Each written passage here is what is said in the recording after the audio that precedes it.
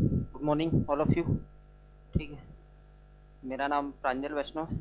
ठीक, मैं आप लोगों को हिंदी पढ़ाऊँगा, है ना। तो स्टार्टिंग में हो सकता है थोड़ा सा आप लोग को तकलीफ हो, ठीक है, क्योंकि मेरा पढ़ाने का तरीका थोड़ा अलग है। मैं चाहता हूँ कि रूम में जाकर के काम ना हो, ठीक है, जो काम करना ही करेंगे, जो याद करना ही करेंगे, ठीक है। तो उसके लिए आप लोगों को पेन कॉपी छोड़ना पड़ेगा। समय दूंगा नोट करने के लिए, लेकिन गारंटी दूंगा 1-2 दिन के बाद आप लोग को मज़ा आएगा पढ़ने में। ठीक है ना। तो उस टाइप से पढ़ेंगे, एकदम बिंदास होके पढ़ेंगे। ठीक, डरने वाला कोई बात नहीं है। चलो शुरुआत करें।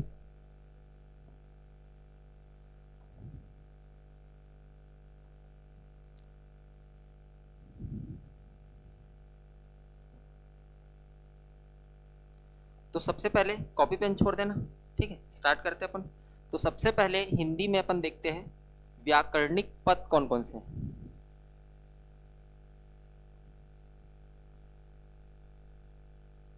ठीक है, जितने भी आपके व्याकरणिक पद हैं, है ना, जैसे वर्ण हो गया, संज्ञा हो गया, सर्वनाम हो गया।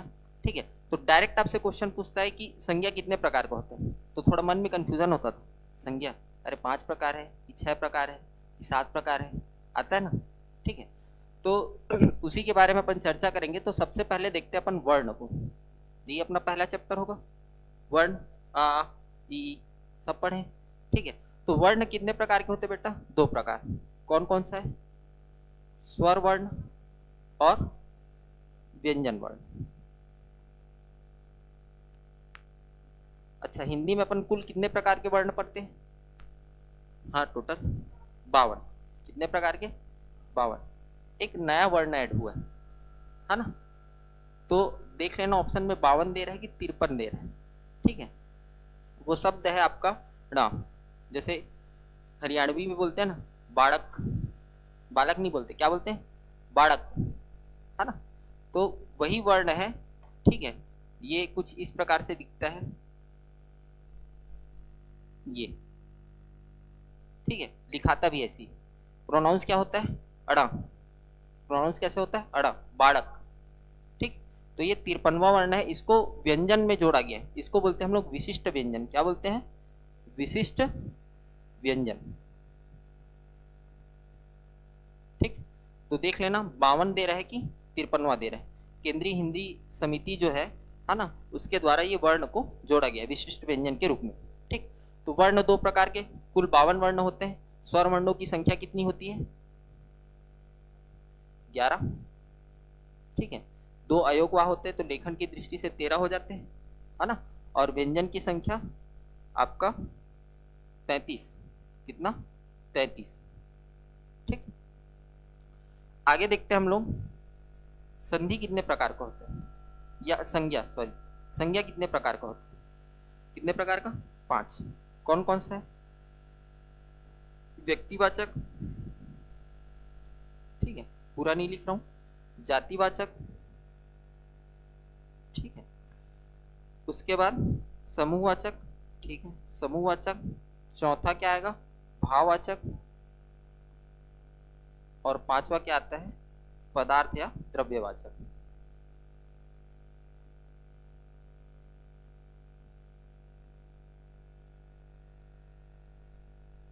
ठीक, ये हो गया संज्ञा। सर्वनाम कितने प्रकार का होते हैं? 6 प्रकार। कितना प्रकार? 6 प्रकार। ठीक है, संज्ञा 5, सर्वनाम 6। संज्ञा 5, सर्वनाम 6। ठीक है, कौन कौन सा होता है देखो। पहला होता है पुरुषवाचक। ठीक, पुरुषवाचक। दूसरा होता है निजवाचक। ठीक है, तीसरा क्या होगा? निश्चयवाचक।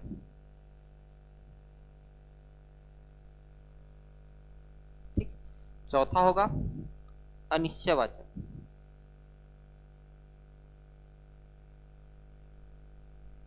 पांचवा होगा आपका संबंधवाचक। और लास्ट क्या होगा? प्रश्नवाचक।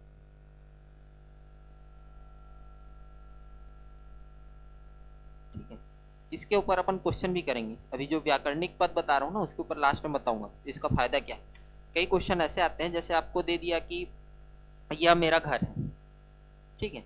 अब उसमें पूछ देगा कि अंडरलाइन करके देगा या थोड़ा हाईलाइट करके देगा कि यह शब्द जो है, ठीक है, यह किस प्रकार का विशेषण है ना। अब उसमें दो ऑप्शन इसका डाल देगा सर्वनाम का, ठीक है, पुरुषवाचक या निजवाचक।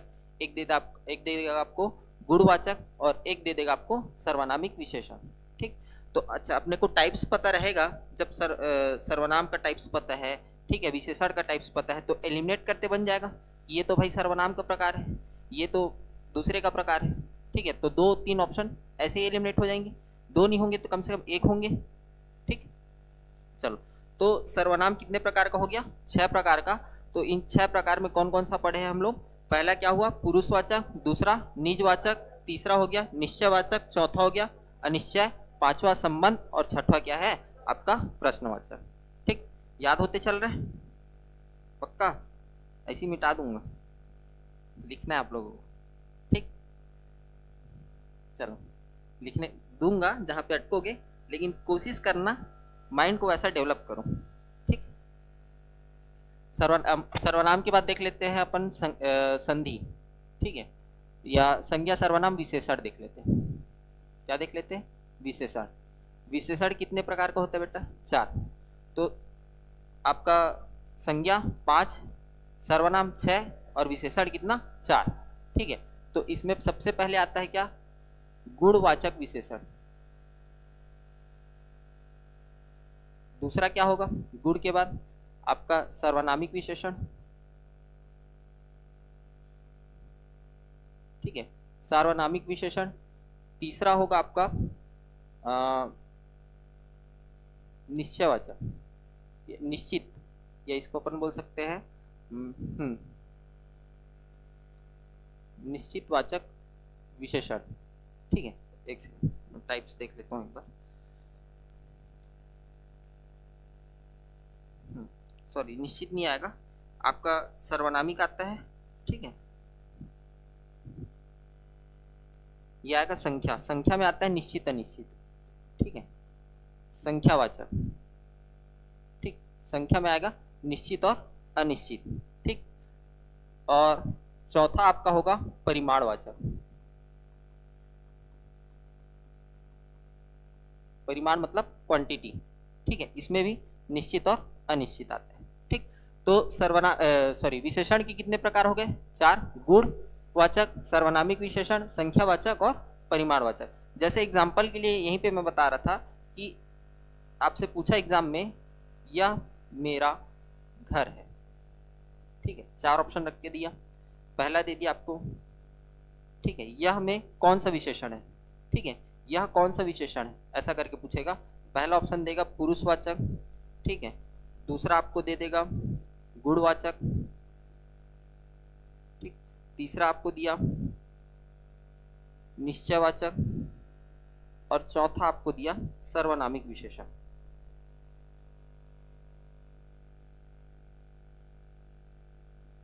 अब इसमें बताओ, विशेषण पूछ रहा है तो विशेषण में कौन कौन से 2 टाइप नहीं आते? पुरुषवाचक और निश्चयवाचक, 2 तो ऐसी कट गया, ठीक है। अब अपन जानते हैं कि संज्ञा के बदले जो शब्द का प्रयोग किया जाता है उसको क्या बोलते हैं? सर्वनाम, ठीक है। तो यह क्या होगा आपका? सार्वनामिक विशेषण, ठीक।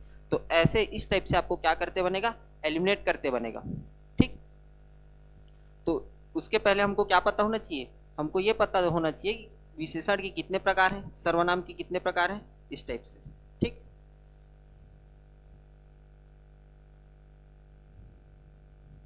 इसके बाद आते हैं संधि।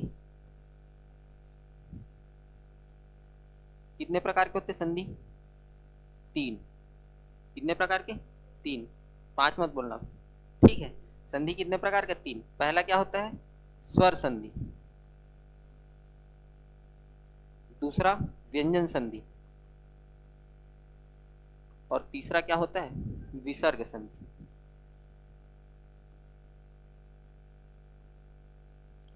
स्वर संधि कितने प्रकार के होते हैं?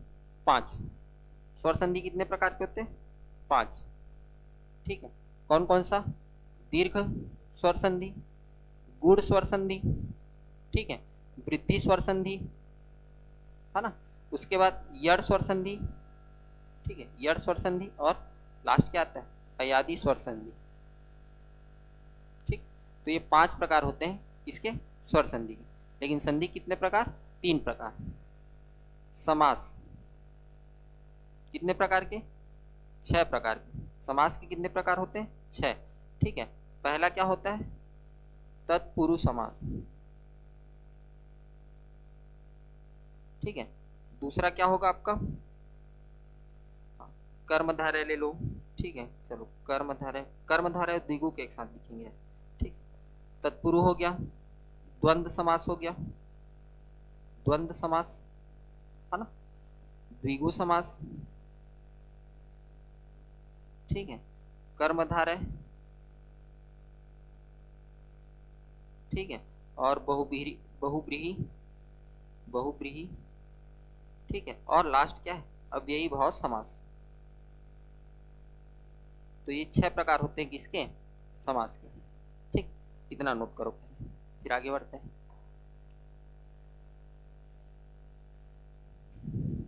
अच्छा, लास्ट में स्कैन करोगे डायरेक्ट। ठीक, चलो, तो समास देख लिए, संधि देख लिए, ठीक है, विशेषण देख लिए। अब छोटे छोटे टर्म्स देखते हैं। जैसे वचन कितने प्रकार के होते हैं, 2।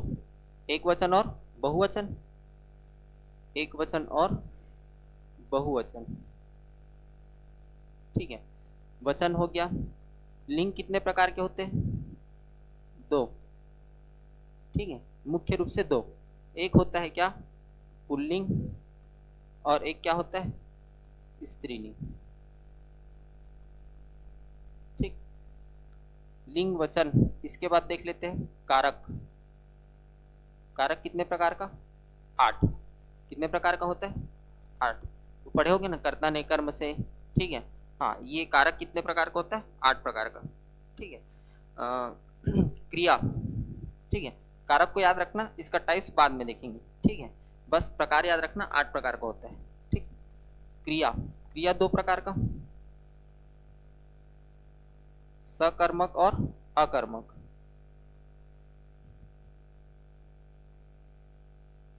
ठीक है, सकर्मक और अकर्मक। इसी प्रकार से प्रत्यय 2 प्रकार का, कृत और तद्धित।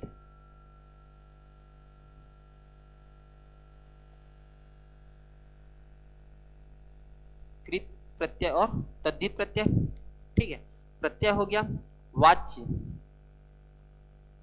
वाच्य मतलब इंग्लिश में वॉइस, वॉइस पढ़ते हैं ना, एक्टिव वॉइस, पैसिव वॉइस। तो हिंदी में 3 प्रकार के वाच्य पढ़ते हैं। कितने प्रकार के, 3।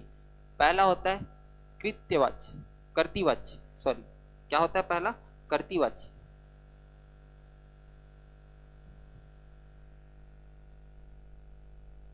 दूसरा होता है कर्मवाच्य, यही आपका एक्टिव वॉइस, ये है पैसिव वॉइस। ठीक है, और तीसरा होता है भाववाच्य। ठीक है, तीसरा क्या होता है, भाववाच्य। तो वाच्य कितने प्रकार के, 3। कौन कौन सा, कर्तृवाच्य, कर्मवाच्य और भाववाच्य। ठीक, उसी प्रकार से प्रत्यय कितने प्रकार के, 2। कृत और तद्धित। ठीक है, क्रिया कितने प्रकार का, 2। सकर्मक और अकर्मक। ठीक, कारक कितने प्रकार के, 8। लिंग कितने प्रकार का, मुख्य रूप से 2। ठीक है, पुल्लिंग और स्त्रीलिंग। वचन कितने प्रकार का, 2। एक वचन और बहुवचन।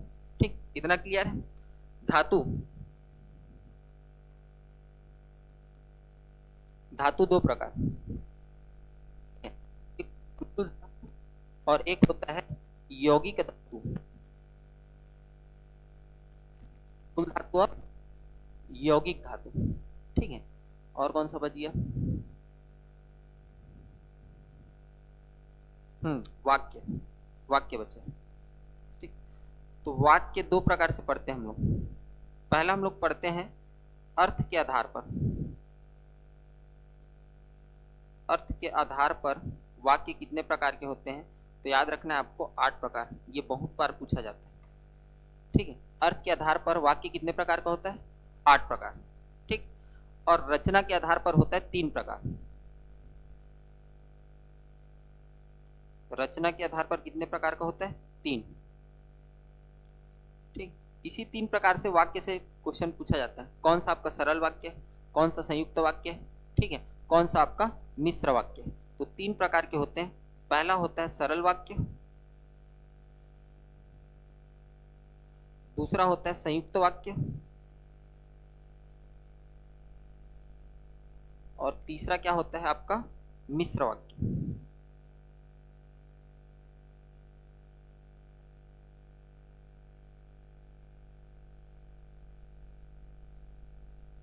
ठीक, ये तीसरा टाइप है ना। तो अर्थ के आधार पर वाक्य कितने प्रकार के, 8 प्रकार के। ठीक है, इसी को सबसे ज्यादा बार पूछा गया है। ठीक है, अर्थ के आधार पर वाक्य कितने प्रकार का होता है, तो 8 प्रकार। रचना के आधार पर अगर पूछे तो 3 प्रकार। ठीक है, इससे बनता है क्वेश्चन। वाक्य देगा, ये सरल वाक्य है, संयुक्त वाक्य है या मिश्र वाक्य है। ठीक, अच्छा क्रिया, क्रिया कहाँ पे लिखवाया हूँ, क्रिया नहीं लिखवाया हूँ क्या, ये क्रिया। क्रिया में एक चीज और याद रखना, इसमें याद रखना है आपको संयुक्त क्रिया। क्या याद रखना है, संयुक्त क्रिया। इसको डायरेक्ट पूछा जाता है कि संयुक्त क्रिया कितने प्रकार का होता है, तो आपको याद रखना है 11 प्रकार का होता है क्या आपका संयुक्त क्रिया।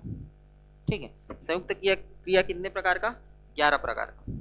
ठीक, तो याद हो गया, तो एक बार और रिवाइज करें, बताओ फटाफट बताओ, करें रिवाइज। ठीक,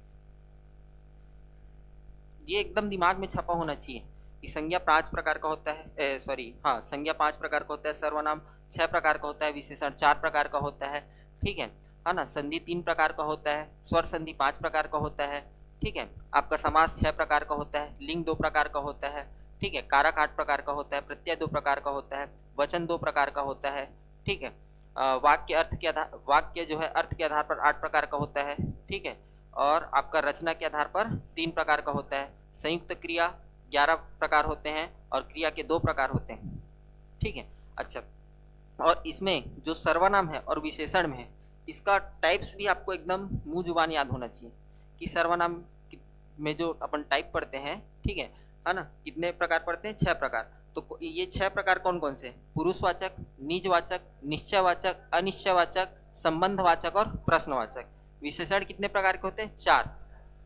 कौन कौन सा, गुणवाचक, सार्वनामिक विशेषण, संख्यावाचक और परिमाणवाचक। ठीक, ये एकदम मुंह जुबानी याद होना चाहिए। ठीक, वाच्य पढ़े, वाच्य 3 प्रकार के पढ़े, कर्तृवाच्य, ठीक है, कर्मवाच्य और भाववाच्य। ठीक,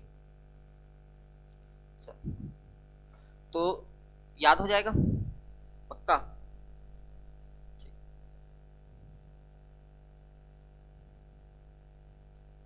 चलो, तो सबसे पहला चैप्टर हम लोग पढ़ते हैं क्या, वर्णमाला। क्या पढ़ते हैं, वर्णमाला, है ना, क्योंकि हर एग्जाम में यहां से फिक्स है आपका क्वेश्चन बनना वर्णमाला से। ठीक है, यहां से आता ही है। ठीक, अभी एडीओ में पूछा था निरनुनासिक वर्ण। ठीक है, निरनुनासिक वर्ण क्या होता है ना, तो परिभाषा से भी बनता है वर्णमाला में। ठीक, और उसमें जो भी आपके कंटेंट है उससे भी बनते हैं, है ना। तो सबसे पहले वर्णमाला को पढ़ने से पहले वर्ण के बारे में जान लेते हैं। वर्ण क्या होता है, पता है किसी को, बताओ वर्ण क्या होता है। एकदम ऑथेंटिक परिभाषा नहीं देना है, ठीक है, एग्जाम्पल के थ्रू समझा सकते हो तो ठीक है कि सर इसको वर्ण बोल सकते हैं, है ना। परिभाषा ऑथेंटिक मैं बताने के लिए बैठा हूँ, आप लोग इतना घबराते क्या, मुंह से निकलना चाहिए आप लोग के शब्द। वर्ण किसको बोलेंगे, हाँ ठीक है, भाषा की सबसे छोटी इकाई बोला जाता है ध्वनि। ठीक है, और ध्वनि से ही क्या बनता है आपका, ध्वनि के मूल रूप को ही क्या बोला जाता है आपका, वर्ण बोला जाता है। जैसे ध्वनि का मूल रूप इट मीन्स, कहने का मतलब ये है कि आप बोलो अ, आ, ई, ये क्या है, वर्ण है। क्या है, वर्ण, या इसी को क्या बोलते हैं हम लोग, अक्षर। क्या बोलते हैं, अक्षर। ठीक है, तो वर्ण की परिभाषा में याद रखना, ध्वनि के मूल रूप को क्या बोला जाता है, वर्ण बोला जाता है। ठीक है, ध्वनि के मूल रूप को वर्ण कहते हैं, जिसके, या इतना ही लिखो। ठीक है, ध्वनि के मूल रूप को क्या बोला जाता है, वर्ण। ठीक है, अब ध्वनि निकालोगे मुंह से, या जो मैं बोल रहा हूं, ठीक है, उसमें वर्ण है कि नहीं, है ना, बोल रहा हूँ तो क्या है, वर्ण है, ठीक है ना। इसमें आगे लिख सकते हैं ध्वनि के मूल रूप को वर्ण कहते हैं जिसके खंड या टुकड़े नहीं किए जा सकते, जिसके खंड या टुकड़े नहीं किए जा सकते।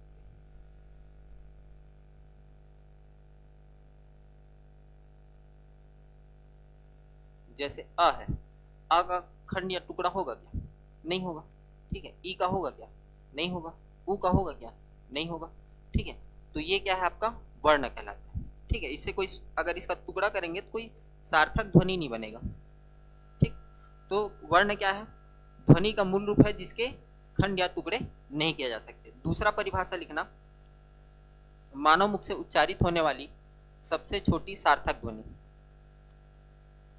मानव मुख से उच्चारित होने वाली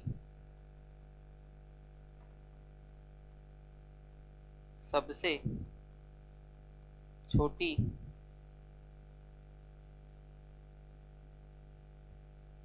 सार्थक ध्वनि को वर्ण कहते हैं,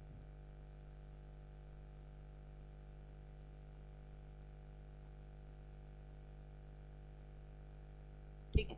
क्या बोल रहा है, मानव मुख से उच्चारित होने वाली सबसे छोटी सार्थक ध्वनि, ठीक है। जैसे मैं बोल रहा हूँ, है ना, तो ध्वनि हो रहा है। अब उस ध्वनि को आपको पकड़ना है कि सबसे उसकी छोटी जो ध्वनि होगी वही क्या कहलाएगा, वर्ण कहलाएगा, ठीक। तो दो परिभाषा है, परिभाषा से भी आपका क्वेश्चन बनता है, ठीक है। परिभाषा लिख के दिए रहेगा, है ना, ये किसकी परिभाषा है, ठीक है। तो वर्ण के दो परिभाषा, ठीक। कौन कौन सा, ध्वनि के मूल रूप को क्या कहते हैं, वर्ण कहते हैं जिसके खंड या टुकड़े नहीं किए जा सकते, या मानव मुख से उच्चारित होने वाली सबसे छोटी क्या, सार्थक ध्वनि, जिसको क्या कहेंगे अपन, वर्ण कहेंगे, ठीक। ये तो हो गया वर्ण के बारे में, है ना। शब्द क्या होगा,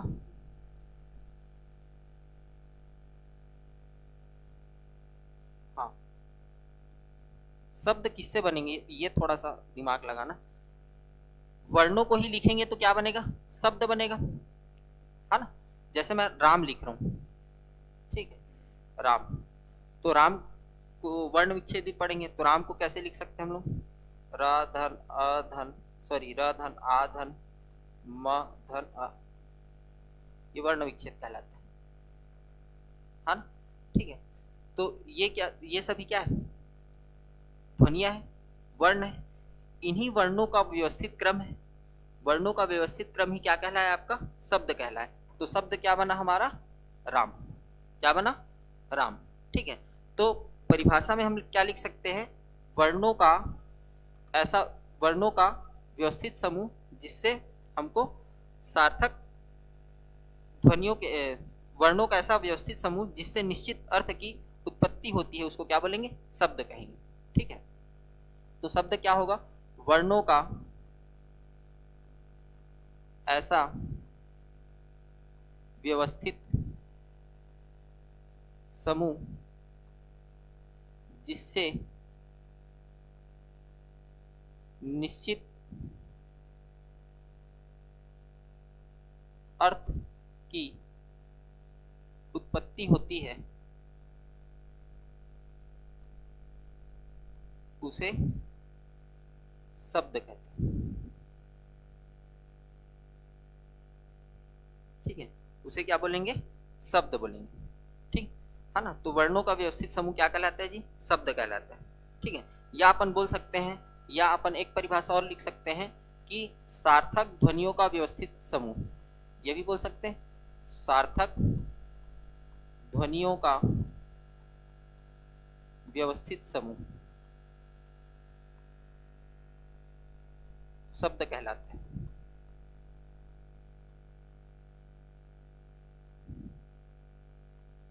ठीक है। क्योंकि अल्टीमेटली वर्ण ही क्या है, ध्वनि है, ध्वनियों से वर्ण बनता है, ठीक है। तो अगर ध्वनियों को भी व्यवस्थित क्रम में अरेंज कर दें तब भी क्या बन जाएगा, शब्द बन जाएगा, सार्थक ध्वनियों को, ठीक। चलो, तो ये हो गया शब्द। वर्णमाला क्या होगा,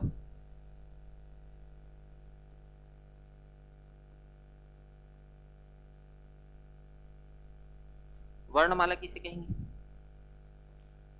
वर्णों के व्यवस्थित समूह को क्या बोलेंगे, वर्णमाला, ठीक। वर्णों का व्यवस्थित समूह क्या कहलाता है? वर्णमाला कहलाता है। वर्णों का व्यवस्थित समूह वर्णमाला कहलाता है, और इसी के बारे में हमको पढ़ना है ना, वर्णमाला के बारे में। ठीक, तो देख लेते हैं वर्णमाला।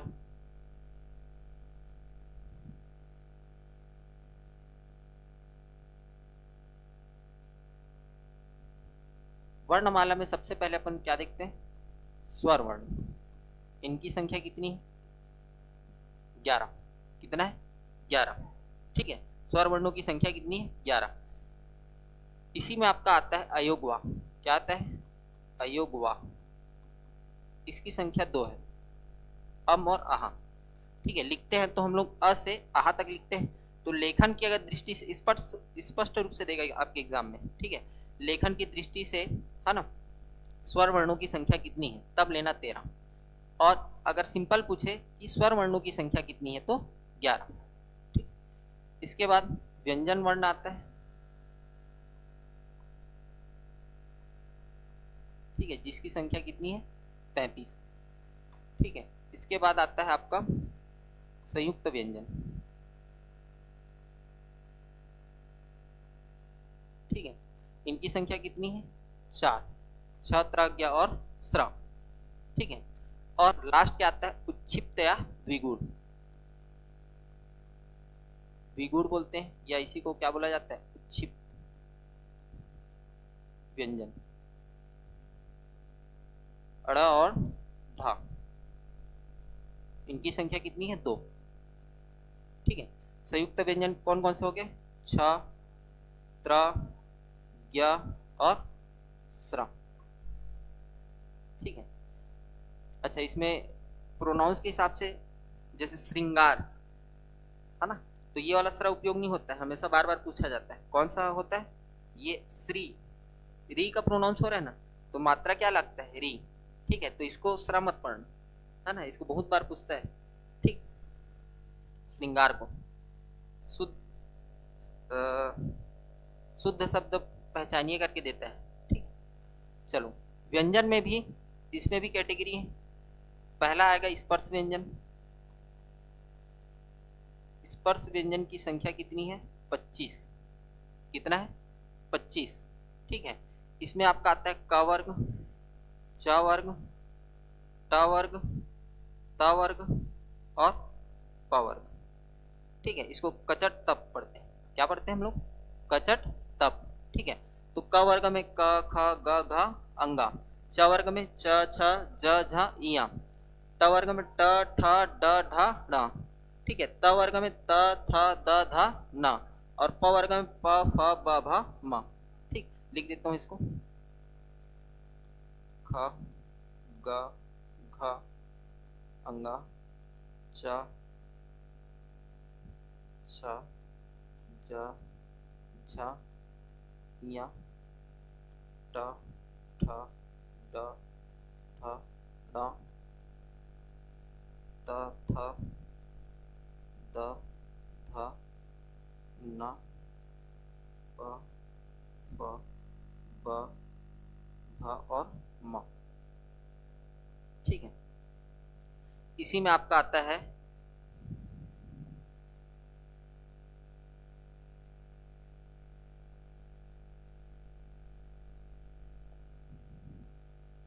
अर्धस्वर।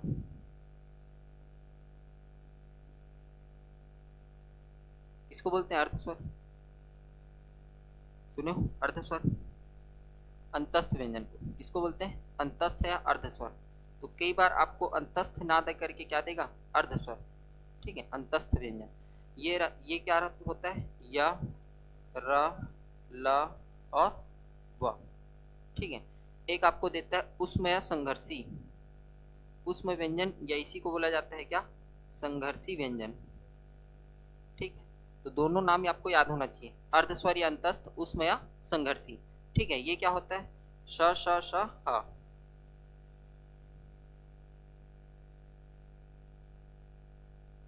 ठीक है, अब देखो, ये क है, तो क वर्ग का ये पहला वर्ण है। क, च, ट, त और प पहला वर्ग है।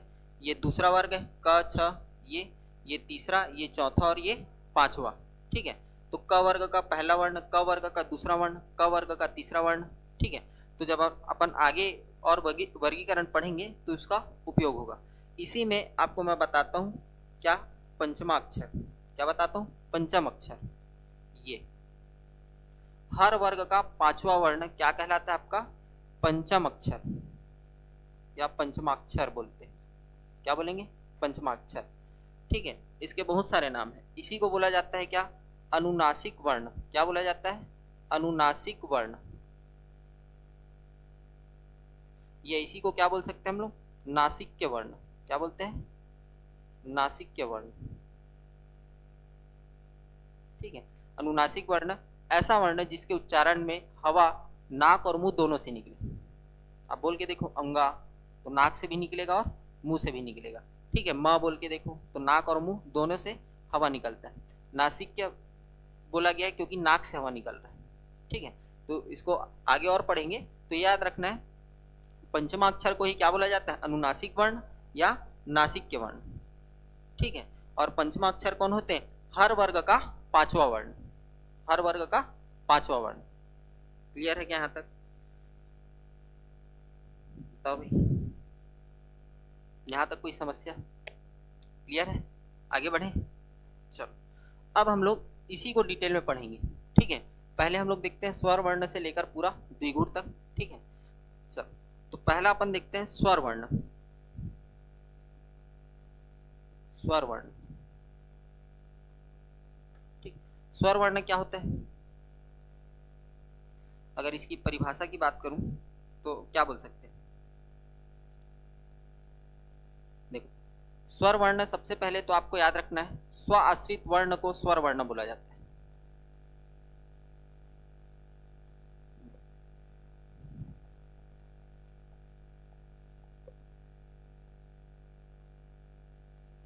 स्व आश्रित वर्ण स्वर वर्ण कहलाता है।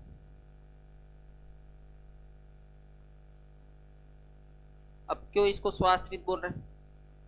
क्योंकि इसके उच्चारण में किसी अन्य वर्ण की सहायता नहीं लेनी पड़ेगी। जैसे फॉर एग्जाम्पल के आ के उच्चारण में किसी अन्य वर्ण को अन्य वर्ण की सहायता लेना पड़ रहा है क्या? नहीं। आ के उच्चारण में आ क्या होगा? अ धन अ मिलकर क्या बनता है? आ बनता है। ठीक है, तो स्वरों का ही सहायता लेना पड़ रहा है स्वर वर्ण के उच्चारण में। किसी अन्य वर्ण व्यंजन का उच्चारण व्यंजन का उपयोग कर रहे हैं क्या? सहायता ले रहे हैं क्या? नहीं। लेकिन जैसे अगर मैं बोलूं क, ठीक है, तो क कैसे बनेगा? क धन अ, तो इसमें स्वर वर्ण दूसरे पर आश्रित हो रहेगी नहीं व्यंजन के उच्चारण में। ठीक है, तो व्यंजन क्या होते हैं? पर आश्रित होते हैं, दूसरों पर आश्रित रहते हैं। दूसरों पर इट मीन्स कहने का मतलब किस पर? स्वर वर्ण पर। ठीक, इसीलिए स्वर वर्ण को क्या बोला जाता है? स्व आश्रित वर्ण बोला जाता है। क्या बोला जाता है? स्व आश्रित वर्ण। एक परिभाषा ये हो गया। दूसरा परिभाषा, स्वर वर्ण के उच्चारण में हवा अबाध गति से कहां से निकलता है? मुंह से। रुकावट पैदा नहीं होती स्वर वर्ण में। ठीक है, तो स्वर वह ध्वनि जिसके उच्चारण में हवा अबाध गति से मुख से निकल जाती है। ठीक, दूसरा परिभाषा क्या होगा? स्वर वह ध्वनि है जिसके उच्चारण में हवा अबाध रूप से, अबाध मतलब बिना बाधा के, ठीक है, अबाध रूप से मुख विवर से निकलती है। दूसरा परिभाषा ये होगी। ठीक है, तो याद रखना, स्वर वर्ण के उच्चारण में हमें किसी प्रकार की बाधा उत्पन्न नहीं होती। ठीक है, तो यहां से भी आपको क्वेश्चन घुमा के बनाया जा सकता है। निम्नलिखित में से कौन सा ऐसा वर्ण है जिसके उच्चारण में बाधा उत्पन्न नहीं होता है? ठीक है, तो आपको स्वर वर्ण न लिख करके क्या देगा? अ लिख करके दे देगा, आ लिख करके दे देगा, ई लिख करके दे देगा। ठीक है, तो इसके उच्चारण में हमको किसी प्रकार का रुकावट नहीं होता है, बाधा उत्पन्न नहीं होता है। ठीक, चल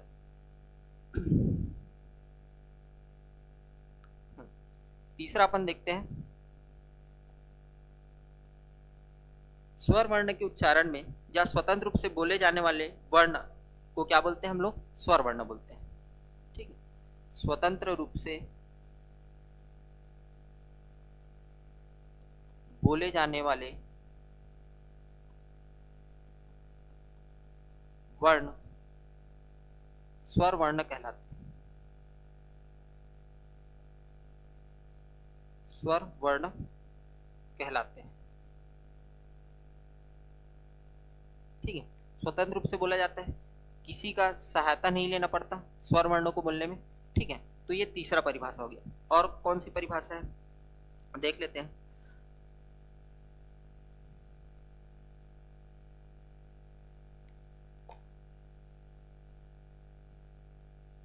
एक और लिख लेना, स्वर अक्षरित होते हैं।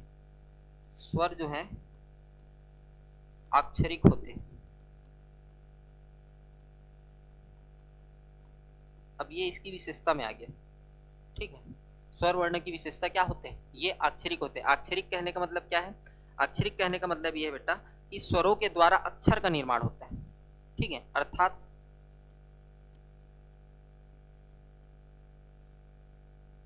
स्वरों के द्वारा अक्षर का निर्माण होता है।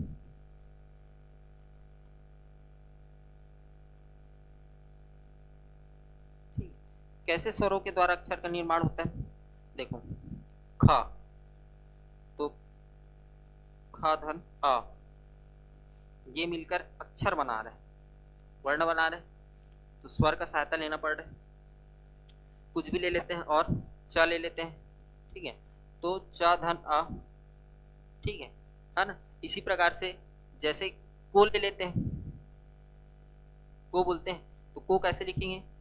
क धन अ धन नहीं, सीधा क धन ओ आएगा। क्या आएगा? क धन ओ। वो भी तो है ना, स्वर वर्ण है ना। तो को अक्षर बनाने के लिए हमको स्वर का सहायता लेना पड़ रहा है कि नहीं, तभी निर्माण हो रहा है अक्षर का। इसीलिए बोला गया है क्या कि स्वर क्या होते हैं? अक्षरिक होते हैं, स्वरों के द्वारा अक्षर का निर्माण होता है। समझ में आया लाइन?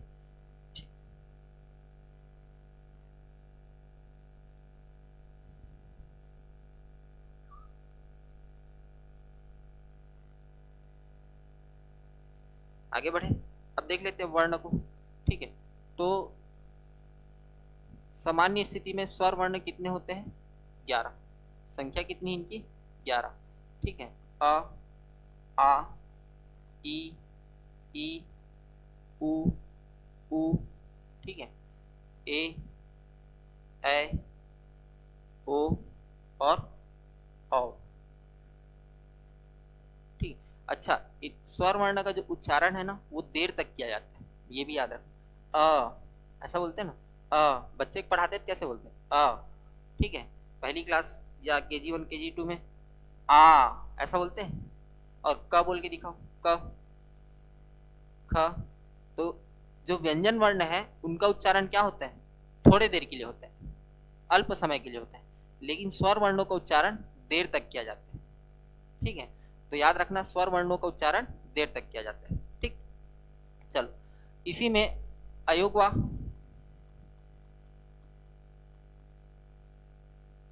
ठीक है, कौन कौन सा है? अम और आहा। तो अगर लेखन की दृष्टि से पूछे, ठीक है, नोट करके यहां पर लिख सकते हो, लेखन की दृष्टि से स्वर्ण वर्णों की संख्या। ठीक है, दृष्टि से स्वर वर्णों की संख्या कितना है? 13।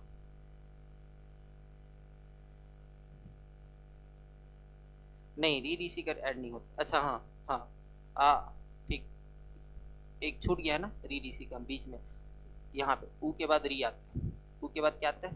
री आता है, फिर ए ओ ओ। ठीक है, ठीक, चलो अब देखते हैं इसका प्रकार, स्वर वर्णों का प्रकार।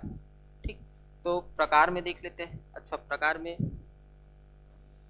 देख लेते हैं, चलो। ठीक है, तो पहला टाइप हम लोग देख रहे हैं, पहला प्रकार मात्रा या उच्चारण के आधार पर। पहला क्या देख रहे हैं? मात्रा या उच्चारण के आधार पर।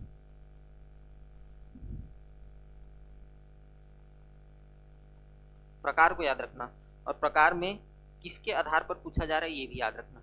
क्यों? क्योंकि देखो, मैं जो बताऊंगा, ठीक है, इसके टाइप्स बताऊंगा, तो मैं बताऊंगा कि आपको ह्रस्व या लघु स्वर, दीर्घ स्वर और प्लुत स्वर, ठीक है। तो ये टाइप तो हमको पता रहता है कि ये ह्रस्व या लघु स्वर क्या है, आपका अ है, ई है और ऊ है, ठीक है, और क्या है, री है। चार प्रकार के होते हैं जिसको हम लोग मूल स्वर के भी नाम से जानते हैं, ठीक। तो ये टाइप पता होते हैं, लेकिन किसके आधार पर है ये पता नहीं होता, ठीक। तो जब थोड़ा सा ट्रिकी क्वेश्चन बनाता है ना, तो यहां से बनाएगा, मात्रा या उच्चारण के आधार पर स्वर वर्णों की संख्या कितनी, ये कितने प्रकार के होते हैं, ठीक। तो याद रखना, पहला प्रकार क्या होता है आपका, ह्रस्व, या इसी को लघु बोलते हैं, लघु स्वर, जिसके उच्चारण में सबसे कम समय लगता है, उसको ह्रस्व या लघु स्वर बोलते हैं। तो इनकी संख्या कितनी है? 4, ठीक है। अ है, ई है, ऊ है और री है। देखो, आ बोलने में ज्यादा समय लग रहा है, आ बोलने में कम समय लग रहा है, ए बोलने में ज्यादा समय लग रहा है, ठीक है, ई बोलने में कम समय लग रहा है ना, ठीक। इसीलिए इसको क्या, किस श्रेणी में रखा गया? ह्रस्व या लघु स्वर, ठीक। दूसरा अपन देखते हैं दीर्घ स्वर। अब इसका परिभाषा नहीं पूछेगा आपसे, ठीक है ना, परिभाषा नहीं पूछेगा। दीर्घ स्वर क्या होता है? ऐसा स्वर जो जिनके उच्चारण में लघु स्वर से ज्यादा समय लगता है, उसको क्या बोलते हैं? दीर्घ स्वर, ठीक है। अच्छा, इसको एक मात्रिक स्वर भी बोलते हैं, ठीक है। क्या बोलेंगे? ह्रस्व या लघु को एक मात्रिक स्वर, मात्रा के आधार पर देख रहे हैं ना, ठीक है। तो एक मात्रिक स्वर, एक मात्रा का प्रयोग होता है, ठीक है। दीर्घ स्वर को द्विमात्रिक बोला जाता है। क्या बोला जाता है? द्विमात्रिक स्वर, ठीक है। तो इसमें क्या क्या आएगा? आ आएगा, बड़ई, बड़ऊ, ठीक है ना, और क्या आएगा? बस ये आएगा क्या? नहीं, ए और आएगा, ए, ए, ओ और औ, ठीक है। ये कैसे बनता है जान रहे हो कि नहीं? ए आई कैसे बनता है? ए आई, इसको हम लोग पढ़ेंगे, ये क्या है आपका? संयुक्त स्वर में आएगा। किसमें आएगा? संयुक्त स्वर, दो स्वरों के मेल से बनता है। बताऊंगा इसको, चलो संयुक्त स्वर को बताऊंगा, ठीक है। अभी दीर्घ स्वर में आते हैं अपन। तो दीर्घ स्वरों की संख्या कितनी है? 1 2 3 4 5 6 और 7। तो ये नंबर भी याद होना चाहिए, है ना। चलो, यार नंबर याद नहीं है तो कम से कम लेटर याद होना चाहिए, वर्ण याद होना चाहिए, ठीक। अब आते हैं तीसरा, क्या है? प्लुत स्वर,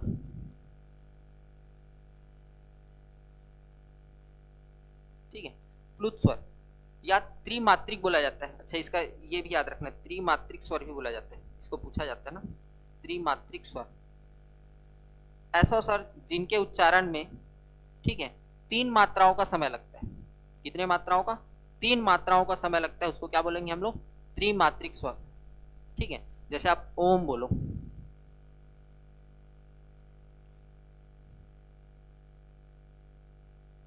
ओम, ऐसा बोलते हैं, लंबा समय लग रहा है, ठीक है।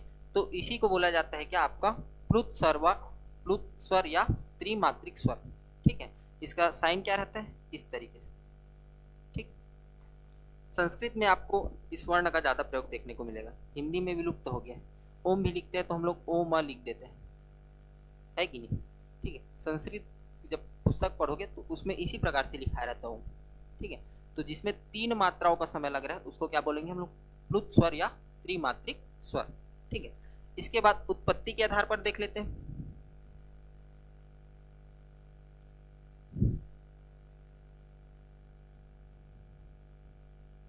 उत्पत्ति के आधार पर, उत्पत्ति के आधार पर 2 प्रकार का होता है। कितने प्रकार का? 2। एक तो आपका होता है मूल, एक होता है आपका संधि स्वर, ठीक है। एक क्या होता है? मूल स्वर, और दूसरा क्या होता है? संधि स्वर। संधि में क्या होता है? 2 वर्णों का मेल होता है ना। तो संधि स्वर भी दो प्रकार का होता है, एक होगा आपका संयुक्त स्वर और एक होगा आपका क्या, दीर्घ स्वर। ठीक है, तो ये सेकंड टाइप याद भी नहीं रखोगे, ठीक है, संधि स्वर को, तब भी चलेगा। ठीक है, लेकिन आपको संयुक्त स्वर को याद करना है। किसको याद करना है? संयुक्त स्वर को याद करना है। तो मूल स्वर कौन कौन से है इसको देख लेते हैं। इनकी भी संख्या 4 है, अ, ई, उ और इसको पूछा जाता है। ठीक है, तो ह्रस्व, लघु या मूल स्वर की संख्या कितनी है? 4। कौन कौन सा है? अ, ई, उ और री। ठीक, चलो अब हम लोग दूसरा टाइप्स देखते हैं। संधि स्वर में दीर्घ स्वर तो बड़ा, बड़ा ई और बड़ा उ। ठीक है, संधि स्वर क्या होगा? बड़ा आ, बड़ा ई और बड़ा उ, इसको हम लोग बोलेंगे संधि स्वर। ठीक है, इसमें एक टाइप अपन देखते हैं संयुक्त स्वर। तो संयुक्त स्वर की संख्या कितनी है? 4। इसकी संख्या कितनी है? 4। कौन कौन सा है देख लेते हैं। ए ओ और औ, इसको बोला जाता है क्या? संयुक्त स्वर। तो ये कौन कौन से स्वरों के मेल से बनता है? ठीक है, तो स्वरों का मेल कौन कौन सा? जब अ या आ, ई या ई के साथ मेल होगा, जब अ या आ का ई या ई के साथ मेल होगा तो क्या बनेगा? ए बनेगा। क्या बनेगा? ए। ए कब बनेगा? जब अ या आ का,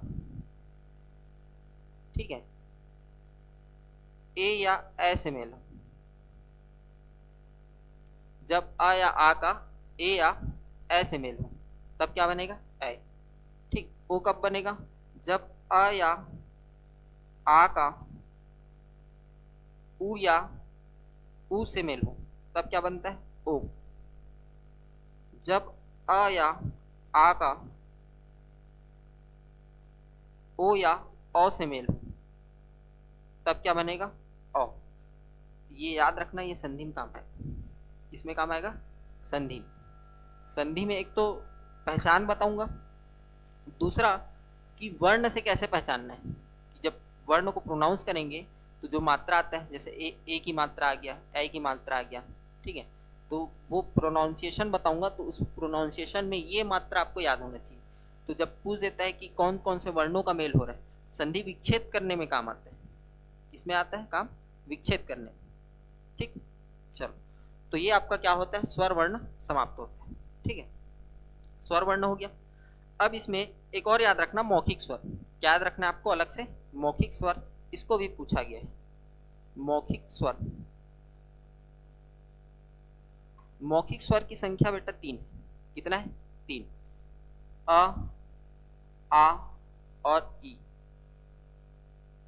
आ और ई। ठीक है, इन तीनों स्वर वर्णों को क्या बोला जाता है? मौखिक स्वर। क्योंकि आपको अगर स्वर बोलेगा, इन जनरल अगर आपसे कभी पूछा जाएगा कि स्वर वर्ण कौन कौन से है, तो आप क्या बोलते हो? आ ई बोलते हो। मतलब ये मुख में है आपके। किसमें है? आपके मुख में है। ठीक है, कोई भी पूछता है या स्कूल में भी पूछते हैं या बच्चे से भी आप लोग भी पूछना कि चल बेटा स्वर वर्ण बता कौन कौन सा है। ठीक है, तो क्या बोलेगा? आ आई। इसको तेजी से बोलता है, मतलब ये आपके मुख में, इसीलिए क्या बोला गया? इसको मौखिक स्वर बोला गया। क्या बोला गया? मौखिक स्वर। ठीक, इसके बाद आते हैं अयोगवा।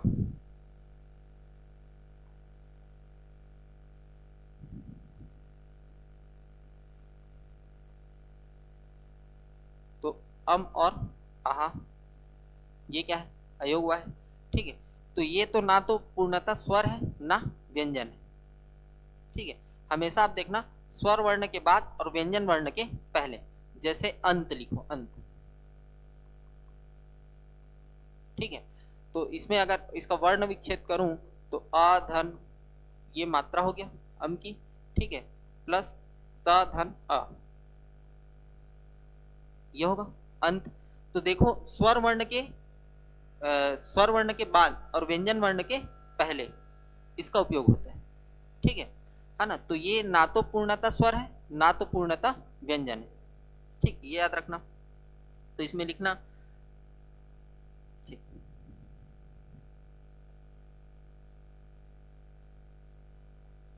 इसमें लिख सकते हैं यह ना तो पूर्णतः स्वर है, ना तो पूर्णतः व्यंजन है, हमेशा स्वर के बाद तथा व्यंजन के पहले प्रयोग होता है, व्यंजन के पहले प्रयोग होता है।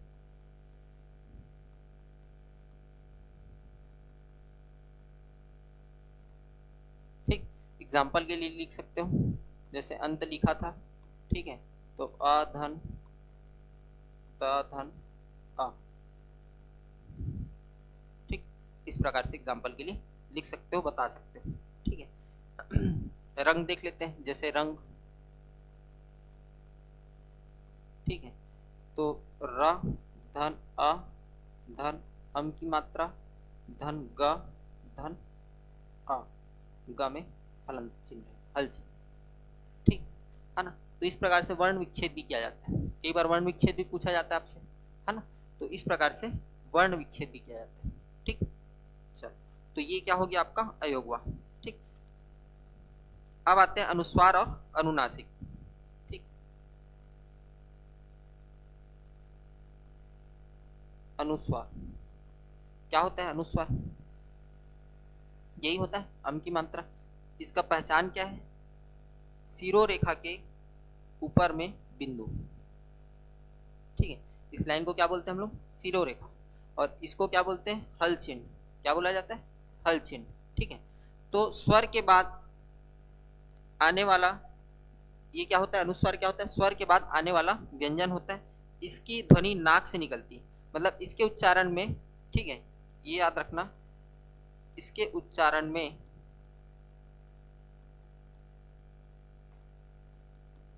हवा नाक से निकलती है।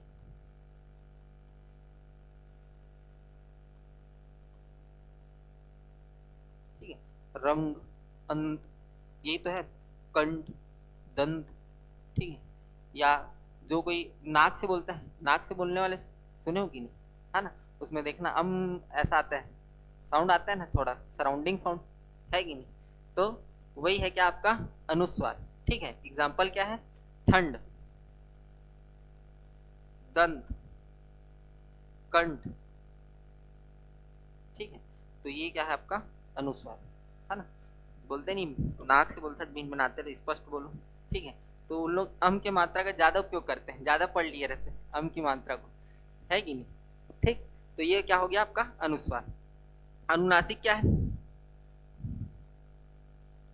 देखो, अनुनासिक, इसका प्रयोग में इसका चिन्ह क्या रहता है? चंद्र बिंदु। क्या रहता है जी?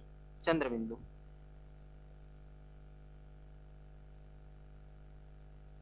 ये चंद्र बिंदु। ठीक है, अनुनासिक वर्ण पूछे तो आपको पंचमा अक्षर लेना है, ठीक है, लेकिन सिर्फ अनुनासिक पूछे तो क्या आएगा? चंद्र बिंदु। ठीक है, तो याद रखना, जिन स्वरों का उच्चारण नाक तथा मुंह दोनों से होता है ना, तो उसको क्या बोलते हैं हम लोग? अनुनासिक।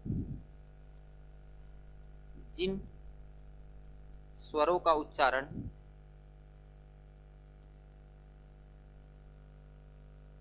नाक तथा मुंह दोनों से होता है,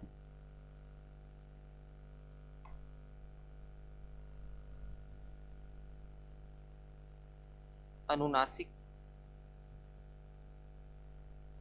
कहलाते हैं, अनुनासिक स्वर कहलाते हैं।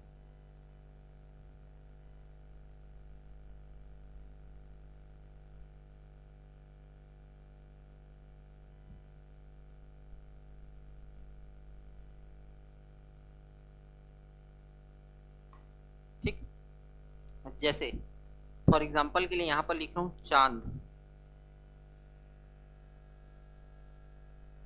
शब्द का बारंबार प्रयोग आप लोग भी करते हो क्या? है? देखो चांद आया है, ठीक, तो चांद हो गया। ठीक है, और क्या आ सकता है? आंख आ सकता है, ठीक है, मुंह लिखें, तो इसी प्रकार से, ठीक है, उपयोग होता है किसका, चंद्र बिंदु का, ठीक है ना। तो ये परिभाषा याद रखना, जिन स्वरों का उच्चारण नाक तथा मुंह दोनों से होता है उसको अनुनासिक स्वर, वो क्या कहलाते हैं, वे अनुनासिक स्वर कहलाते हैं, ठीक है ना। अनुनासिक वर्ण में भी यही परिभाषा आएगा, ऐसा वर्ण जिनका उच्चारण मुंह तथा नाक दोनों से होता है उसको क्या बोलते हैं, अनुनासिक वर्ण बोलते हैं। जैसे पंचमाक्षर, ठीक है, उसी का हम लोग क्या बोल रहे हैं, नासिक्य वर्ण बोल रहे हैं। एक शब्द कहलाता है निर्नुनासिक, क्या कहलाता है, निर्नुनासिक, ऐसा वर्ण जिसका उच्चारण केवल मुख से हो उसको क्या बोलते हैं, निर्नुनासिक वर्ण, नाक से नहीं होता। तो जितने भी आपके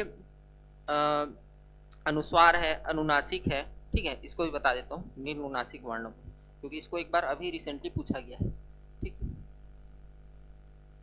निर्नुनासिक वर्ण।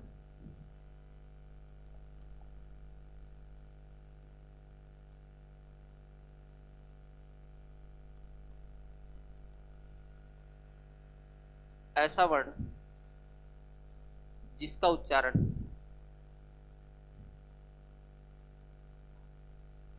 केवल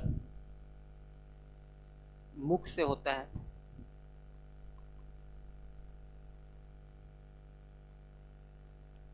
निर्नुनासिक वर्ण कहलाता है।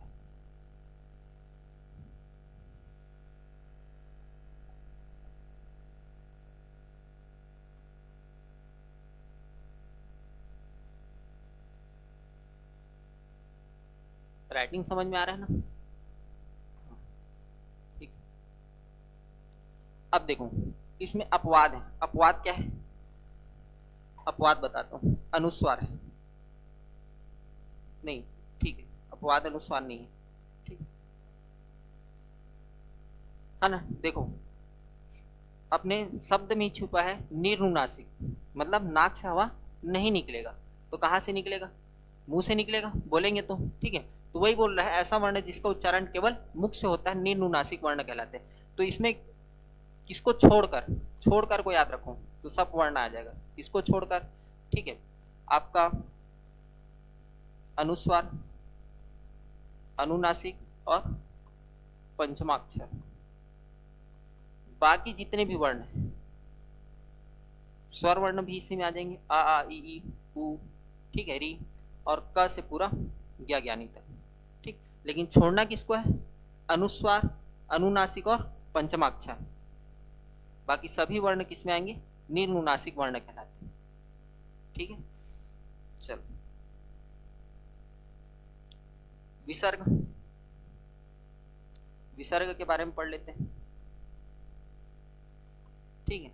तो विसर्ग का पहचान क्या है, दो बिंदु, ठीक है। अच्छा इसका उच्चारण ह की भांति होता है ना, इसका उच्चारण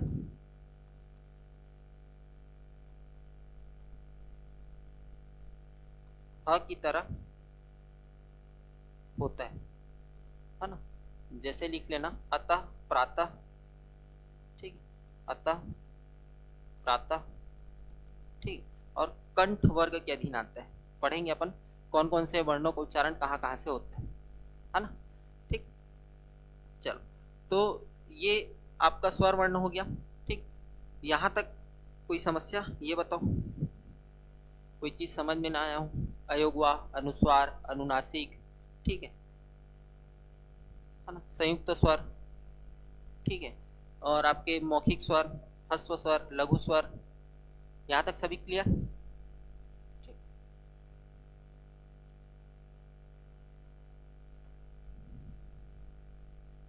अब देखते हैं स्वर वर्णों का उच्चारण कहाँ कहाँ से होता है, ठीक है। यहां से क्वेश्चन आता है, जैसे आपको बोलेगा जीवा के प्रयोग के आधार पर, ठीक है, जैसे आपको बोलेगा कौवे के आधार पर, कौवे वाला तो बहुत फेमस है, मतलब बार बार रिपीटेड होता है, कितने प्रकार का होता है, ठीक है।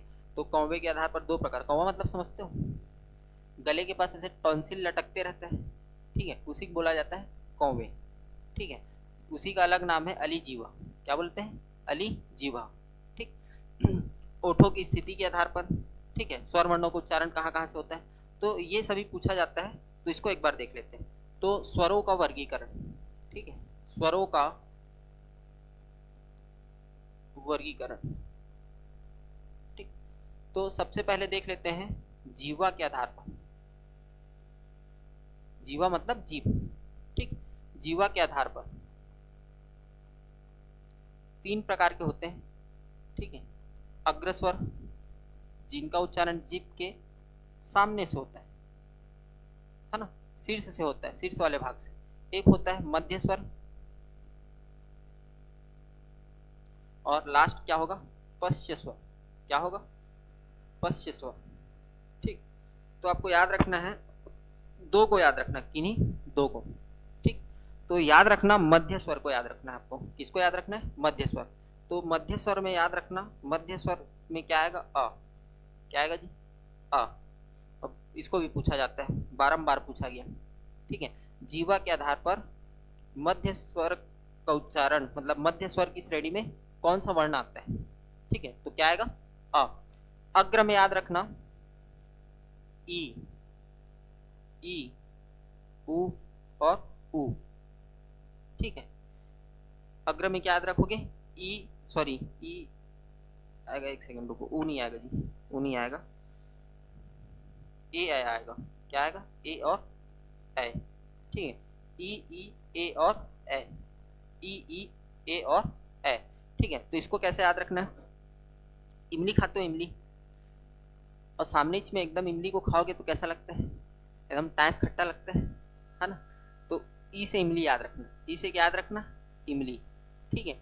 और इसका और बना सकते हैं कि ए, ठीक है। अब देखो इसका ट्रिक बता रहा हूँ, ई से इमली याद हो गया, सामने में खट्टा हुआ। ए किसके सहयोग से बनता है, ई के सहयोग से। देखो अभी बताया था,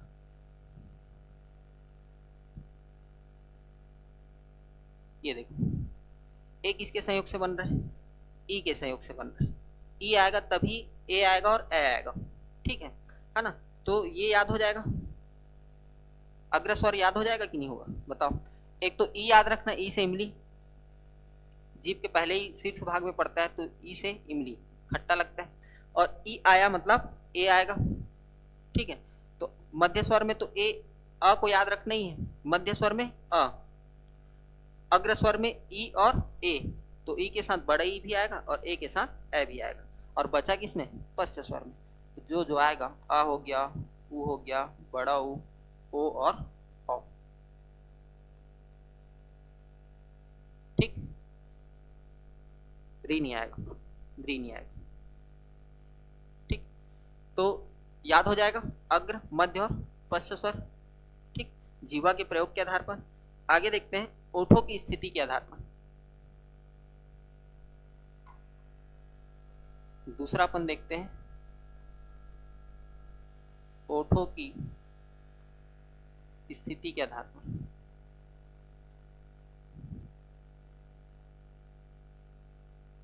ये सबसे आसान है, ये क्या है, सबसे आसान है, ठीक है।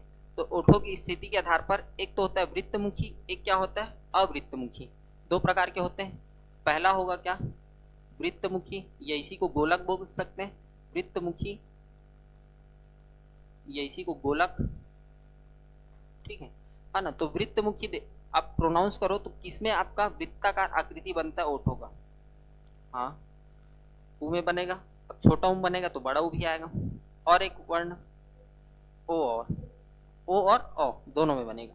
इसमें बनेगा, ऊ में बनेगा, बड़ा ऊ में बनेगा, ओ में बनेगा और औ में बनेगा, ठीक। तो ये हो गया क्या, वृत्तमुखी या गोलक, ठीक है। अब इसको घर में जाके आज प्रैक्टिस करना, ऊ औ ऐसे कर, एग्जाम हॉल में नहीं करना है, नहीं तो डिस्टर्ब हो जाएंगे, है कि नहीं। जोर से चिल्लाओगे तो, और धीरे से चिल्लाओगे तो नहीं बनता है, ठीक है। चिल्ला के देखो, ओ बन रही क्या, अब ओ, अब बना, है कि नहीं। तो एग्जाम हॉल में नहीं करना है, ठीक है, घर में इसको प्रैक्टिस करना है, नहीं तो बका देंगे, अरे बाप रे क्या बोला थे, है? ऐसे करके, ठीक। अब उसके बाद देखते हैं अवृत्तमुखी,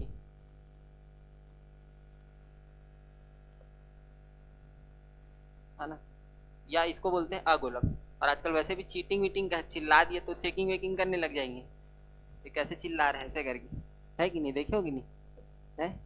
भिन्न भिन्न भांति भांति प्रकार का चीटिंग सामने में आ रहा है। चलो, तो अवृत्तमुखी में इसके अलावा जो बचा वो किस में आएगा? अवृत्तमुखी में। तो क्या आ जाएगा जी? आ, ठीक है, ई, ई, ए, ये किस में आएगा? आपका अवृत्तमुखी या अगोला। ठीक है, इसमें एक और बनता है ओठों की स्थिति के आधार पर। ठीक है, जिसको हम लोग बोलते हैं वर्तुल, अर्धवर्तुल और अवर्तुल। ठीक है, इसमें एक और टाइप है। ठीक है, चलो इसको आगे पेज में बता देता हूँ।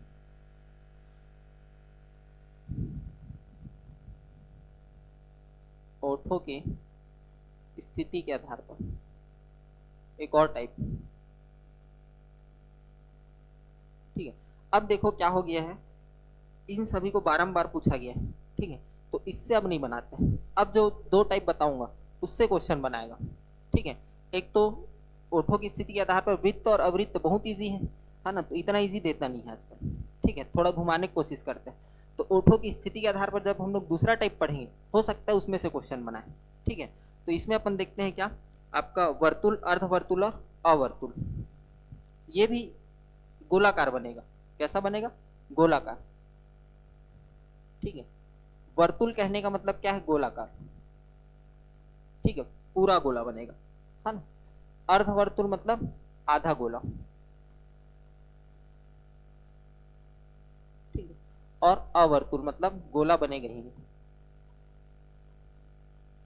ठीक, तो अब यहां से पूछने का ज्यादा चांसेस बनता है, क्योंकि आपका एक बार पूछा गया है किसमें, इसके बाद हम लोग पढ़ेंगे मुख द्वार खुलने के हिसाब से। तो आपका विवृत्त होता है, संवृत्त होता है, एक बार इससे पूछा गया था। ठीक है, तो अब नए टाइप से क्वेश्चन बनाना चाह रहे हैं एग्जामिनर। ठीक, तो इसमें देख लेते हैं वर्तुल में क्या आएगा जी। जो अपन वृत्तमुखी पढ़े हैं ना, जो गोलाकार, वही क्या आएगा? वर्तुल में आएगा। ठीक है, तो वर्तुल में क्या क्या आ जाएगा? ऊ, छोटा ऊ आएगा पहले, है ना। ऊ, ऊ, ओ और औ, यही पढ़े थे वृत्तमुखी में। ठीक है, अब अर्धवर्तुल में क्या आएगा? अर्धवर्तुल में याद रखना आ, क्या आएगा? आ। केवल एक ही वर्ण किसमें आएगा? अर्धवर्तुल में। तो दो चीज याद रखो, ये दोनों याद रखना आसान है। एक तो जो वृत्तमुखी पढ़े वही क्या है? आपका वर्तुल है, मतलब गोलाकार है। तो उ, ओ और औ। अर्धवर्तुल बोले तो आ को याद रखना है, अर्धवर्तुल में आ। ठीक है, उसके बाद जो बचा है वो अवर्तुल है। तो क्या क्या बच गया? अ बच गया, ई बच गया, ई बच गया, ए बच गया और ए बच गया। ठीक, तो दो को याद रखना, तीसरा ऑटोमेटिक बनेगा। ठीक, इसके बाद देखते हैं हम लोग मुख द्वार खुलने के आधार पर। ठीक है, मुख द्वार खुलने के आधार पर।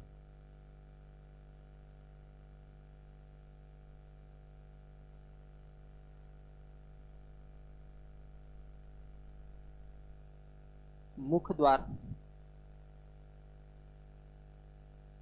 खुलने के आधार पर।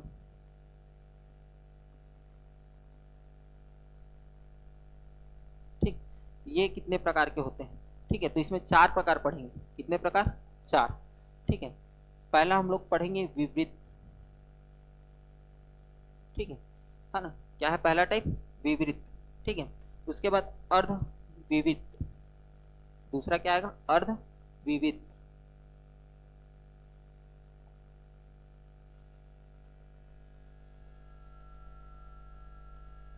इसका इंग्लिश में लिख लेना नाम।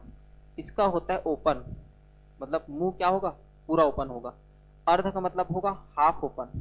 क्या होगा? Half open. ठीक है, इसके बाद आता है संवृत। ठीक है, इसका मतलब होता है क्लोज। क्या होता है? क्लोज। और चौथा टाइप है अर्ध संवृत।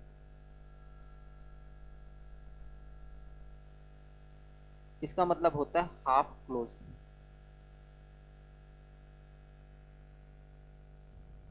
ठीक है, इसको थोड़ा और छोटा कर लेते हैं।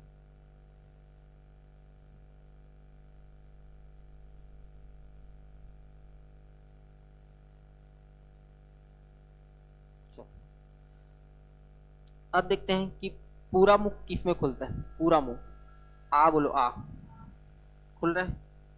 आ में खुल रहा है पूरा, ठीक है। तो ओपन में क्या होता है, आ, ठीक है। पूरा ओपन में क्या आएगा, फुल ओपन में आ। और अर्ध विवृत्त में क्या आएगा, जब छोटा मुख आधा मुख ले, अ, ए और ओ, ठीक है। मतलब आप बोल सकते हो क्या, एक मात्रिक स्वर, क्या बोल सकते हो, एक मात्रिक स्वर, ऐसे याद रख सकते हैं अपन। हाफ ओपन में क्या याद रख सकते हैं, एक मात्रिक स्वर। तो उसमें अ को बस याद रखना अलग से, ठीक है। बाकी ए और ओ, ठीक। समृद्ध क्लोज, क्लोज में प्रोनाउंस करो, किसका किसका आएगा, क्या आएगा, ई, ई, उ, ऊ, देखो ऊ ऐसा हो रहा है ना, बंद हो रहा है मुंह, है ना, ऊ और बढ़ाओ, ठीक। अब बचा क्या, अर्ध समृद्ध। अर्ध समृद्ध में अब क्या क्या बचा है जी, ए, एक सेकंड रुकना, हम्म, इसमें द्विमात्रिक आ जाएगा, दो मात्रा, ठीक है। चलो इसका ट्रिक देखते हैं, बता रहा हूँ। ए और आपका ओ, यही दोनों बचे, ठीक है। तो देखो विवृत्त तो आपको याद हो जाएगा, ओपन में आ, पूरा मुंह खुल रहा है, ठीक है। अब हाफ ओपन, हाफ ओपन में याद रखना है आपको, द्विमात्रिक याद रख लेना। इसको कैसे याद रख लेना, द्विमात्रिक, या आप बोल सकते हो संयुक्त स्वर में दो मात्रा, संयुक्त स्वर में दो मात्रा, ठीक है। संयुक्त स्वर में दो मात्रा वाले किसमें आएंगे, आपके अर्ध विवृत्त में आएंगे, ठीक है। अब या तो इसको याद कर लो या तो इसको याद कर लो, जो इजी पड़े। दो टाइप तो आप ऑलरेडी याद कर चुके हो, एक तो क्या, ओपन में आ, दूसरा है अर्ध हाफ ओपन में क्या, ठीक है। एक तो अ और उसके साथ संयुक्त स्वर में आपके द्विमात्रिक वाले, ठीक है, बड़ा अक्षर, ऐसा याद कर सकते हो, है ना, बड़ा अक्षर। इसके बाद इसको याद कर लो या तो इसको याद कर लो। तो समृद्ध मतलब क्लोज, क्लोज में आप याद कर सकते हो ई, ई उ ऊ, ई, ई उ ऊ, ऐसा करके इसको बोलने में भी आसान होगा। समृद्ध मतलब क्लोज, तो ई, ई, ई, ई उ ऊ, ऐसा करके, ठीक है ना। और हाफ क्लोज में ए और ओ, ए और ओ, तो इसमें थोड़ा सा खुल रहा है मुंह, लेकिन बहुत ज्यादा नहीं खुल रहा है, ए और ओ, ठीक। तो इन तीनों को याद कर लेना, ठीक है। और ये तो ऑलरेडी बन जाएगा, है कि नहीं, है ना। और इसका प्रैक्टिस ना घर में करना, प्रोनाउंस करना, समझने की कोशिश करना। हाँ, ई आधा क्लोज हो रहा है, सॉरी आधा क्लोज बोलता हूँ, क्लोज, देखो बोल रहा हूँ उसीलिए बोला कि आप हाफ ओपन में ऐसा बोल रहे हो, तो आप अपने ओठों की स्थिति को वो करना, महसूस करना, ठीक है। ठीक है, ए और ओ थोड़ा ज्यादा खुल रहा है, आ में पूरा खुल रहा है, ठीक है। अब देखो ई, ई उ ऊ बोलो, ई, ई उ ऊ, ऐसा कर, ई, ई उ ऊ, देखो बंद हुआ है, हाँ ई में, ई ऐसे नहीं करना है, दांत नहीं दिखाना है, ठीक है, होगा ना। देखो ई, ई हो रहा है प्रोनाउंस, ई, ठीक है। ऊ, ऊ को प्रोनाउंस करो, ऊ, ऊ हो रहा है। अब अर्ध समृद्ध में देखो, अ, ई से ज्यादा मुंह खुल रहा है, अ, ठीक है, सॉरी ए, लेकिन ए की अपेक्षा कम खुल रहा है, ए, ए, है ना। तो इसको आप लोग घर में प्रैक्टिस करना, ठीक। या तो कुछ ट्रिक के माध्यम से याद कर लेना, है ना, क्योंकि इससे आने वाले एग्जाम में डेफिनेटली यहाँ से क्वेश्चन पूछेगा ही पूछेगा, फिक्स है यहाँ से पूछना, क्योंकि दूसरे राज्य में यहाँ से क्वेश्चन पूछा जा चुका है, ठीक। तो छत्तीसगढ़ कॉपी करता है कि नहीं, या इसमें कैसे याद कर सकते हो, चलो बनाते हैं कुछ ना कुछ। देखो विवृत्त को याद रखना, ओपन तो याद रहेगा, ओपन आ, ठीक है, ओपन में आ। उसके बाद याद रखना आप लोग समृद्ध मतलब क्लोज, इसको याद रखना क्लोज, क्लोज में याद रखना ई और ऊ, क्या याद रखोगे? ई और ऊ। क्लोज में ई या ई और ऊ, तो ई के साथ बड़ा ई भी आएगा, ऊ के साथ बड़ा ऊ भी आएगा। दो याद हो गया। तीसरा याद करते हैं अपन हाफ क्लोज को। इसको याद करते हैं हाफ क्लोज। ठीक है, तो हाफ क्लोज में क्या आएगा आपका? संयुक्त स्वर का छोटा लेटर आएगा। क्या आएगा? संयुक्त स्वर का छोटा लेटर। छोटा लेटर कहने का मतलब क्या? ए और ओ। ए संयुक्त स्वर का छोटा लेटर, ए और ओ तो बड़ा हो जा रहा है ना? तो हाफ क्लोज में संयुक्त स्वर का छोटा लेटर। ठीक, तो याद हो गया तीन। चौथा इसके बाद जो बचा वो आएगा। ठीक, तो इस तरीके से माइंड में आप बैठा सकते हो। ठीक, हुआ याद जी? बताओ, पक्का भूलोगे तो नहीं अब? है ठीक, कल चेक करेंगे भूलते हो कि नहीं भूलते, है कि नहीं? ठीक है, चलो एक और टाइप बचा है जो कौवे के आधार पर या अली जीवा के आधार पर है। ठीक, अली जीवा या इसी को क्या बोलते हैं? कौवे के आधार पर। कौवा नहीं बोलते हो, कौवा काला वाला कौवा नहीं, ठीक है, कंठ वाला है ना? ठीक, तो इसके आधार पर दो प्रकार से इसको ऐसी पूछा है, कौवे के आधार पर स्वर कितने प्रकार के होते हैं? तो दो प्रकार के स्वर वर्ण कितने प्रकार के होते हैं? दो प्रकार के। ठीक है, एक होता है निर्नुनासिक या मौखिक स्वर। क्या होता है? निर्नुनासिक, पढ़े है ना? निर्नुनासिक,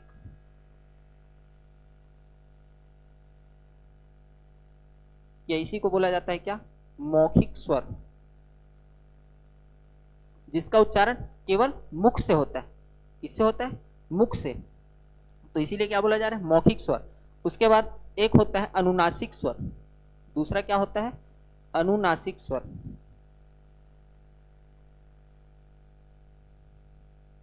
अनुनासिक स्वर किसे कहते हैं? वो तो वर्ण हो गया। हाँ, किसको बोलेंगे? चंद्र बिंदु को। अनुनासिक स्वर की श्रेणी में किसको रखे थे जी? चंद्र बिंदु। ठीक है, और निर्नुनासिक या मौखिक स्वर में जिसका उच्चारण केवल मुख से होता है, परिभाषा लिख चुके हैं तो यहां पर लिख लेता हूं, केवल मुख से उच्चारण। ठीक है, तो इसमें आ ई, ठीक है, क ख ग घ पूरा, ठीक है, मतलब पंचमाक्षर को छोड़ करके, है ना? मैं बताया था इसको छोड़ करके बाकी जितने भी वर्ण हैं वो किस में आएंगे? निर्नुनासिक या मौखिक स्वर में। अभी एडियो में इसी के बारे में पूछा गया था। ठीक, निर्नुनासिक के बारे में। ठीक, तो कौवे के आधार पर कितने प्रकार के? दो, निर्नुनासिक या मौखिक स्वर या अनुनासिक स्वर। अच्छा, मैं ये भी बोला था कि अनुनासिक केवल बोले तो आपको याद रखना क्या? चंद्र बिंदु। और अनुनासिक वर्ण बोले तो क्या याद रखना है? पंचमाक्षर। ठीक है, या आपको नासिक के वर्ण बोलेगा या अनुनासिक वर्ण बोलेगा या पंचमाक्षर बोलेगा। ठीक, क्लियर है? ठीक,